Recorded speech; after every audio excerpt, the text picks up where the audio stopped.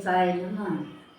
ॐ गजाननं भूतगणाधिसेवितं कपित्थजम्बूफलचारुभक्षणम् उमासुतं शोकविनाशकारकं नमामि विघ्नेश्वरपादपङ्कजम्। अथ श्री गणेश चतुर्थी व्रत कथा। एक समय की बात है कि श्री गणेश जी भगवान अपने भवन के बाहर घूम रहे थे। तभी उनका पैर अचानक कीचड़ में फंस गया। यह चंद्रमा ने देख लिया और चंद्रमा खूब जोर जोर से हंसने लगा। गणेश जी को क्रोध आ गया। गणेश जी कहने लगे, अरे मूर्ख चंद्रमा, मिथ्या ही हंसने लगा है, मुझे देखकर अकारण ही हंस रहा है। तो मैं तुझे श्राप देता हूँ कि आज से कोई भी तेरा दर्शन करेगा तो उसको कलंक जरूर लगेगा, चाहे चोरी का लगे चाहे कुछ भी लगे, लेकिन कलंक जरूर लगेगा। तो फिर चंद्रमा हाथ जोड़कर कहने लगा, हे स्वामी, लोकहित के लिए यह अच्छा नहीं है। मुझे आप श्राप दे रहे हो तो ठीक है, लेकिन इसका दोष सभी को तो लगेगा, प्रायः उसका निवारण कैसे होगा यह बताइए। तब श्री गणेश जी ने कहा कि जो कोई भी गणेश कथा को कहेगा, इसको कलंक चतुर्थी या भगवान श्री कृष्ण के 108 नाम का जप करेगा, उसका यह दोष निवारण हो जाएगा। अथवा दोष का चंद्रमा देख लेने से भी यह दोष नहीं लगेगा। या फिर भागवत में स्मंतक मणि की जो कथा है, श्री कृष्ण भगवान को चोरी का कलंक लगा है, उस कथा के कहने पर यह दोष का निवारण हो सकता है। अथ दूसरी कथा, श्यामंतक मणि की कथा। इस कथा को कहने का तात्पर्य यह है कि इस कथा को कहने पर जो यह कलंक चतुर्थी का दोष है वह निवारण हो जाता है। चंद्रमा अचानक किसी को यदि चंद्रमा दिख जाए तो उसको दोष लग जाता है,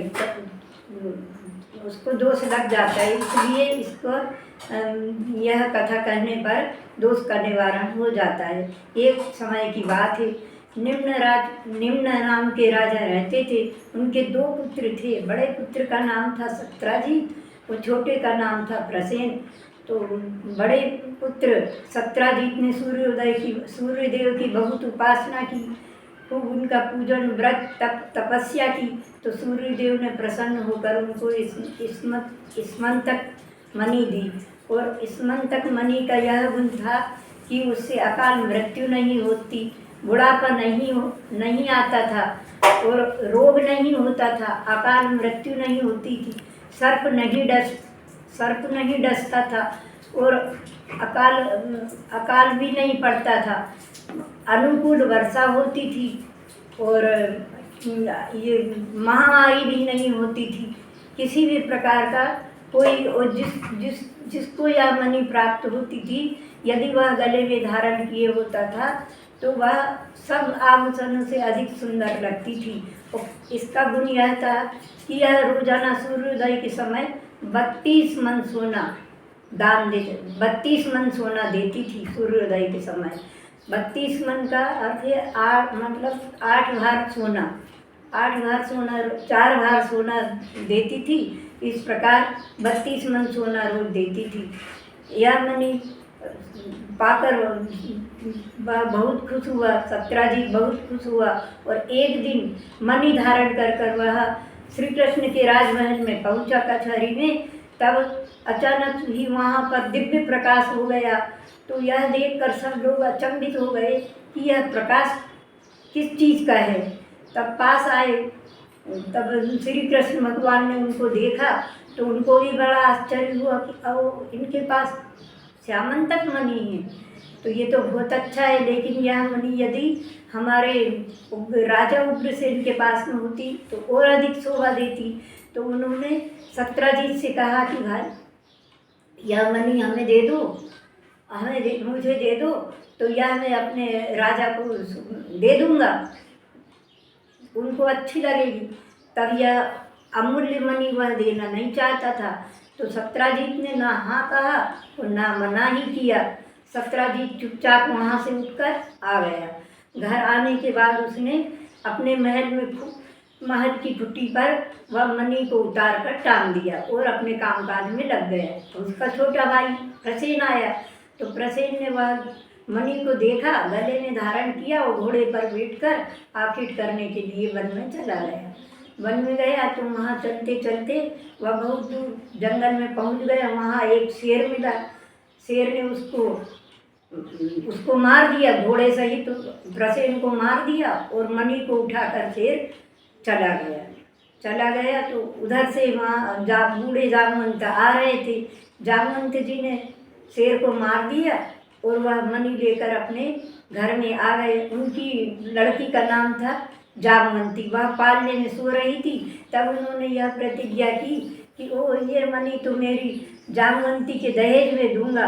ऐसा कहकर मणि को उनने पालने में बांध दिया, उस श्यामंतक मणि को, और वह अपने काम में लग गए, भजन करने लगे। अब जब यह बात धीरे धीरे प्रसेन घर नहीं आया, तब सत्राजीत को पता चला कि मेरे भाई का तो कोई पता नहीं और ना मणि का पता है। तब वह बड़े दुखी हो गए। पूरे शहर में ढूंढवाया, सब जगह ढूंढवाया, कहीं नहीं प्रसेन का पता चला। तब उन्होंने घर आकर अपनी पत्नी से कहा कि हो ना हो, मुझे तो ऐसा लगता है कि श्री कृष्ण ने ही मेरे भाई को मरवाया है और उन्हीं ने यह मणि, श्यामंतक मणि चुरा ली। ऐसा उन्होंने अपनी पत्नी से कहा और कहा कि यह बात किसी से कहना मत। पर भला नारियों, तब सत्राजीत को पता चला कि मेरे भाई का तो कोई पता नहीं और ना मणि का पता है। तब वह बड़े दुखी हो गए। पूरे शहर में ढूंढवाया, सब जगह ढूंढवाया, कहीं नहीं प्रसेन का पता चला।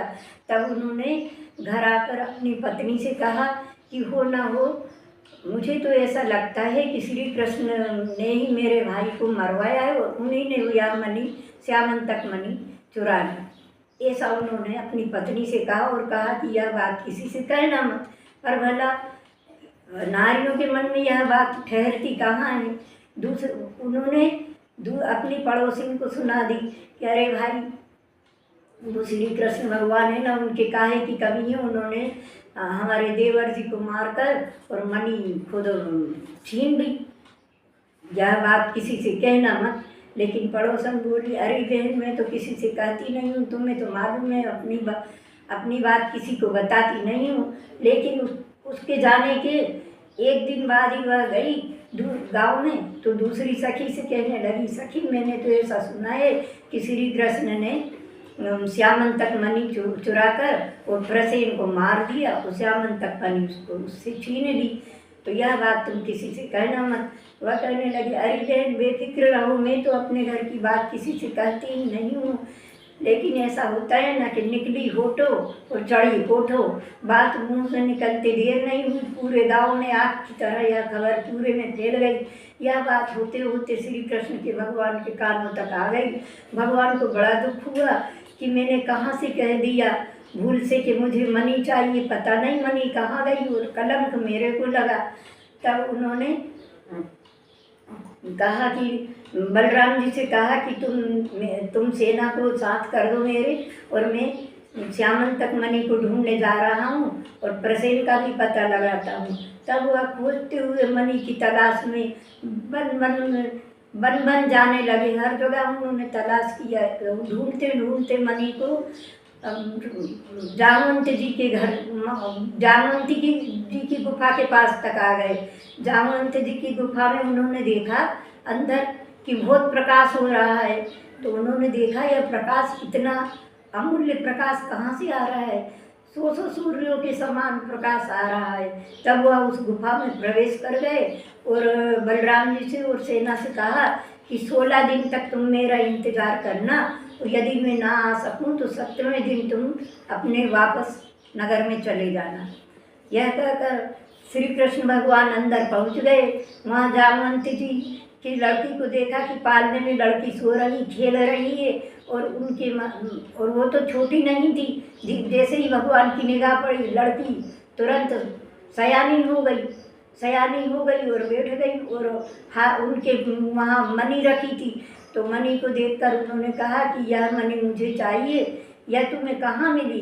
तो जामवंती जी ने कहा, मैं बिना ऐसे मणि नहीं दूंगा, यदि तुम मणि लेना चाहते हो तो मेरे से युद्ध करिए। तो भगवान ने कहा ठीक है। अब दोनों का युद्ध होने लगा, भयंकर युद्ध होने लगा। 16 दिन हो गए। जामवंत जी बहुत बलवान थे, वो किसी से हारते नहीं थे। उनको वरदान था कि सिर्फ पार ब्रह्म परमेश्वर ही उनको हरा सकता है, अन्यथा कोई भी उनको हरा नहीं सकता। तब 16 दिन हो गए लड़ते लड़ते। तब उनको जामवंत जी को अचानक ध्यान आया और कहने लगे, कहीं आप कोई अवतारी पुरुष तो नहीं? मुझे तो ऐसा लगता है कि कोई आपने साक्षात कोई ब्रह्म अवतार लिया है, इसीलिए मुझे कोई दूसरा हरा नहीं सकता। आप बताइए कि आप कौन हैं? तब भगवान ने कहा कि ये जामवंत जी, मेरे विष्णु भगवान का अवतार, पहले त्रेता युग में मेरा राम का अवतार था और तुम जामवंत जी थे, मेरे साथ ही रहते थे। अब मैंने द्वापर में श्री कृष्ण का अवतार लिया है, पृथ्वी का भार हरण करने के लिए मैंने द्वारिका का राज्य स्थापित किया और अब आपके समक्ष खड़ा हूँ, कहिए। तब हाथ जोड़कर जामवंत जी ने कहा, हे प्रभु, मुझसे बड़ी भूल हो गई कि मैंने आपको पहचाना नहीं, मैंने बहुत ही बड़ा अपराध किया। कृपया मेरे अपराध को क्षमा कीजिए और मुझे राम रूप का दर्शन करवाइए, क्योंकि मैंने त्रेता में ही आपका दर्शन किया था। तब भगवान ने उसी समय कित मुरली कित चंद्रिका कित गोपियन के साथ अपने जन के कारण श्री कृष्ण भय रघुनाथ और अपना वह श्री कृष्ण की मोर मुकुट और मुरली छिपाकर भगवान ने चतुर्भुज रूप श्री विष्णु भगवान का धारण किया। फिर राम रूप धनुष बाण लेकर सीता जी सहित भगवान वहाँ खड़े हुए दिखाई दिए। यह देख जामवंत गदगद हो गया और चरणों में गिर पड़ा, हे प्रभु, मुझसे बड़ी भूल हो गई, जो मैंने आपका मान के अपराध किया। आप पार ब्रह्म परमेश्वर श्री रामचंद्र जी है, हे भगवान, मुझे क्षमा कीजिए और मैं यह मणि आपको दे सकता हूँ, लेकिन आप मेरी बेटी के साथ में विवाह कीजिए, मैं दहेज में आपको यह मणि दे दूँगा। तब जामवंती के साथ भगवान का विवाह हो गया। जामवंत जी ने दहेज में श्यामंतक मणि अपनी बेटी और दामाद को श्री कृष्ण भगवान को वह मणि दे दी। मणि लेकर भगवान 17वें दिन बाहर आ गए और साथ में श्री जामवंती जी को भी लेकर आए। नगर द्वारिका में घर घर उत्सव होने लगा कि अरे भगवान विवाह करके आ गए।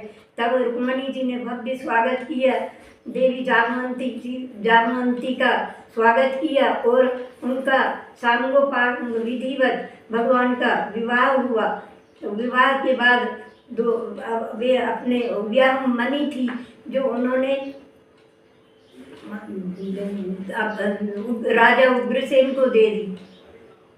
तीसरी कथा इति श्री श्यामंतक मणि कथा संपूर्णम। श्री कृष्ण भगवान की जय।